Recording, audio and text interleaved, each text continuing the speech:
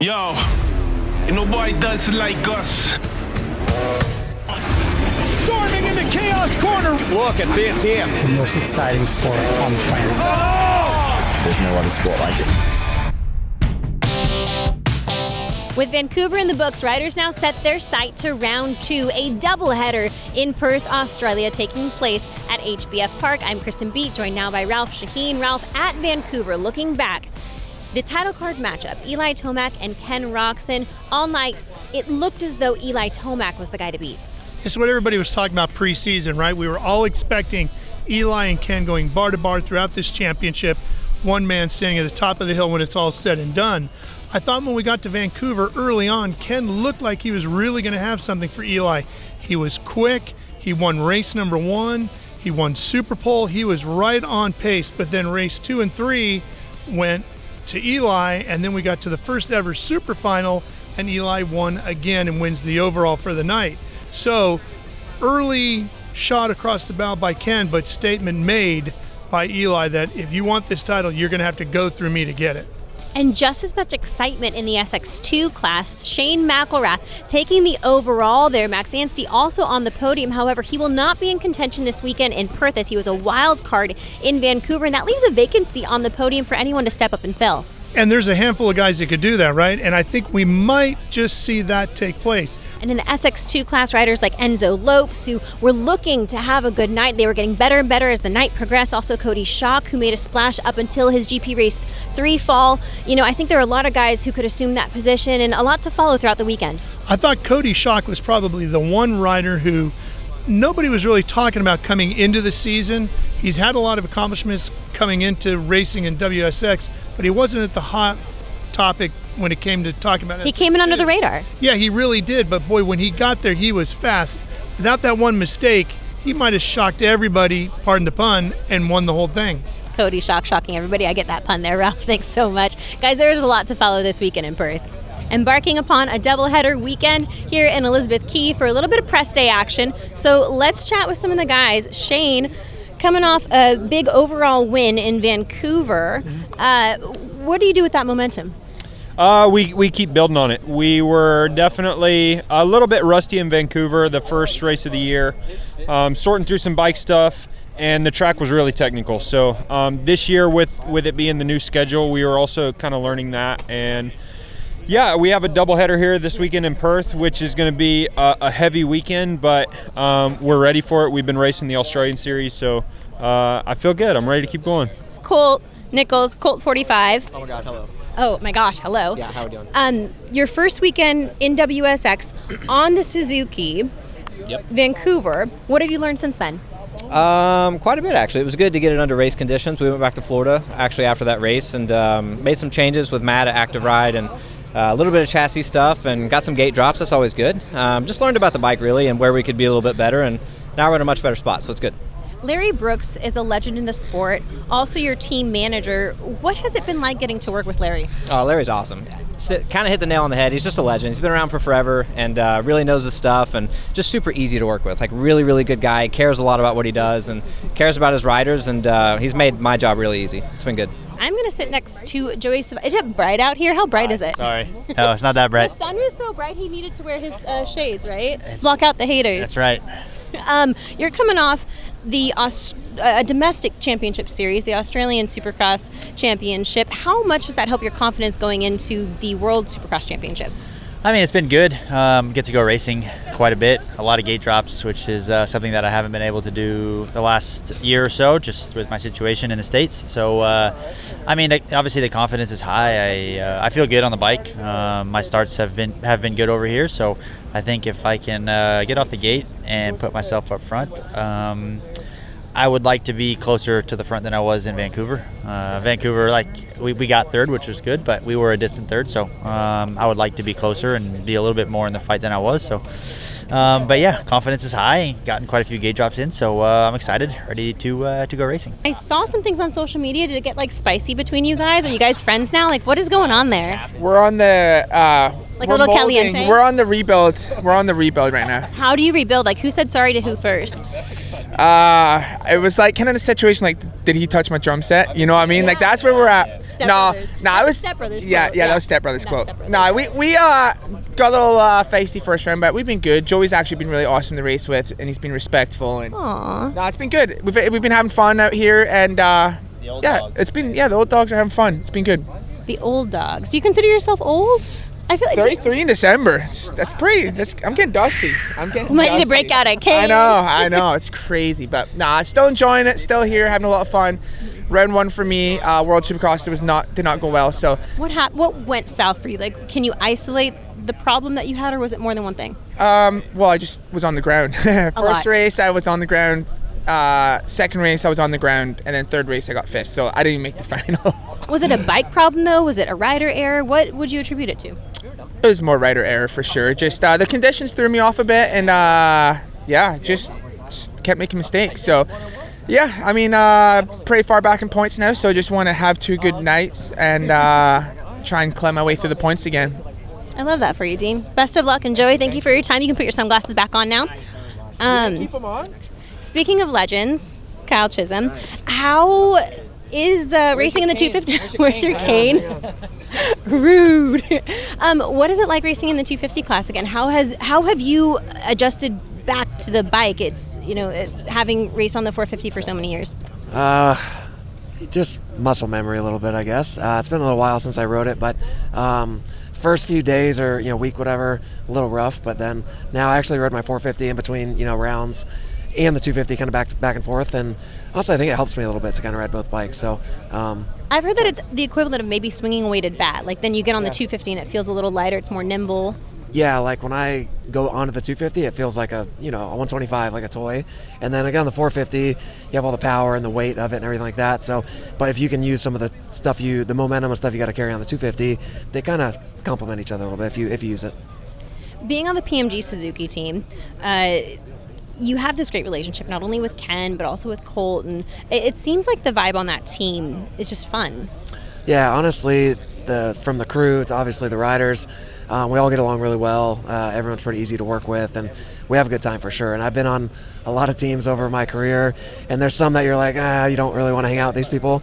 But yeah, our team has a lot of fun. We're serious, obviously, like we want to do good, but we all have fun. Everyone gels together really well. I'm gonna pop over to Ken. Ken, let me move away from the trash can a little bit. do you want to reposition this? Move. Okay. Thanks for thinking of that, Ken. Can always trust on you to produce it. You had a workout earlier today. Yeah, for Men's Health, which was awesome. I guess depends on how sore I'm gonna get now, because after flying yesterday for about 25 hours. But no, it was good to loosen up, and I like connecting with different people, see how they work out and stuff. So I had fun. We talk about this doubleheader as being a marathon weekend. How are you preparing to recover in between the events? So what happens between Saturday night and Sunday morning for you? Well, I think if you look at it, what's today, Thursday, like coming in, it's really, the most important is after a long travel. Obviously this one's a little bit unique because we're way far away from the US where we live. So it's really about loosening up and getting recovered, getting the time zone, of course. But then once it comes to the racing side of things, I think the biggest thing is hydrate early enough. You can't just start on a Friday because that's just not enough, you know what I mean? So you got to start as early as possible. And then we know that the temperatures are going to be quite high here in the next couple of days. So I think hydration is the biggest thing. Obviously on the lap count, it's the same for everybody. So we're all doing the same amount of output, and I think that the hydration would probably be the most important over the next few days. In football and soccer, we talk about game footage, strategy. Did you go back and watch the racing from Vancouver? What did you notice about what Eli does? Or even in your years of racing with Eli, have you been able to study him and notice what he does well on track, and how can you build to race him better? For the most part, I kind of just focus on myself. I definitely watched some of the races, and we know exactly. I really had to get my bike a little bit better, especially for conditions like that. It was really soft and rocky, and I just felt a little bit all over the place. I needed a little bit more control. How do you get control on the bike in that situation? Like, what settings do you change? Well, it's mainly suspension, right? Like, you need to see how soft you are, and if you're too soft and quick. Like, there's so many moving parts on a dirt bike, right? You can change some of the chassis and stiffen it up or soften it up, depending on what you need, right? I had Larry over in Florida for about about a week and a half, and we had a blast and did some really good work. So it'll be exciting to see where we're at this weekend. For the most part, I knew exactly what I needed to work on, and I've had a really good few weeks here. So it'll be exciting to line up again. I definitely feel like I made a step forward, and yeah, that's really all I can ask for, that we move in the right direction. 8 of 32 riders this weekend are Australian, one of which Ryder Kingsford, who made a splash at Vancouver, finishing second in GP Race 1 in the SX2 class. Ryder, I spoke with Craig Dack about your presence on the team, and the ambition is to see you continue to advance in Supercross racing. What was your debut in World Supercross like? Yeah, it was really good. I got into the Super Pole at the start of the night, and then also I got off to a second in the first race there. So I'm learning each and every race, and yeah, I was very excited to get into the Super Pole and also get a good start and a good race in that first one. Unfortunately, the other 2 races weren't exactly my way, but that's just racing, and yeah, we get 2 days here of racing this weekend, so let's just hope to turn it around from what it was at the end of the night in Canada and keep going. What is it like to race with such a deep field of competition, then also pull your bike up next to Eli Tomac after a GP race? Yeah, it is really cool. Obviously, there's a lot of Americans we racing over here, and obviously a few Europeans as well. So it's good for, especially me, I'm still young, I'm still learning Supercross a lot. So for me to get a lot of new people to race against, a lot more experience, yeah, it's been really good so far. Ryder, we are so excited to see if you can back it up this weekend in Perth, in your home country. And speaking of racing in their home state, Kyle Webster and Caden Manier, both from Perth. You guys get to race in front of your hometown crowd. How's that feel, Kyle? Yeah, it's nice. Obviously, not obviously, but I haven't ridden here in front of everyone for a long time. We haven't had a big race like this in Perth for quite a while, so it'll be cool. I'm really looking forward to it. Any butterflies, any jitters? Oh, always. It's I guess when you're racing all over the place in front of people that many people you don't really know, it's not the end of the world, but you have a lot of people here, a lot of family, friends. I guess it adds a little bit to it. Well, Kyle, best of luck. We're excited to see what you can do here. And of course, Caden coming in, all smiles. This weekend, though, you've got some business to do. Yeah, definitely. It's going to be a cool weekend. It's my first World Supercross, so I'm so grateful to be able to race the World Supercross at such a young age, so I'm looking forward to it. This weekend, racing for a team that you are familiar with on a bike you're also familiar with. How much does that help? Yeah, it helps a lot. I got such a good bike under me, and I'm confident in it, so it's going to be a good weekend. When you look at the field of competition in the SX2 class, there are a lot of good guys. How do you think you'll stack up against some of the racers from America and France and Germany? Yeah, definitely. The lineup's stacked. It's people I've watched throughout my whole childhood, so it's pretty cool to be racing against them. But, I know what I'm capable of, and I'm confident in my skill. You mentioned being able to watch a lot of these riders throughout your childhood. Who's your favorite, Eli or Ken? The biggest one's probably Shane McElrath, obviously. I love that. Yeah. Good for you. The AMA rider, I've watched him my whole life, so it's pretty cool to be racing with him. And he even races the Australian Supercross, so that's cool as well. Well, best of luck this week, and I know it's exciting to race in front of family and friends, and we're so excited to be here in Australia. Ralph, the soil, the composition in Vancouver was a major storyline. This weekend, though, another new sediment for the riders. Yeah, it was called glacial till in Vancouver. It was very gray, kind of looked like moon dust. Everybody was joking about it. And it also had a bunch of rocks in it. Even though they sifted through, there was still a bunch on the track, and it caused problems for guys. We saw some tires get deflated throughout the night. Very soft, got rutted. Well, here in Perth, we're going to see ruts again, but for a different reason. Here it's not glacial till, it's sand-based. So if you're a good sand rider, you're probably going to love this racetrack. If you don't, it's going to be pretty challenging. So this is some of Australia's finest. Tim Tams. All about it. We got original, we got white, and we got salty caramel. Which one do you want to try? I've done original. I've never done the salty caramel. I think I'm going to have to go that route. Come on. There you go. Open it up. So these are like an Australian? This is an Australian thing, yeah. Okay, I'm going to go OG. Vegemite, these are really good. The salty caramel is, they're good. They're my favorite. So what makes these different than a Kit Kat? It's Australian. It's its own thing. It's an Australian version, I suppose. Oh, these are fire. Yeah. Told you. These are quality. Here's to you. Like 9 out of 10. 9 out of 10? 9 out of 10. Oh, yeah.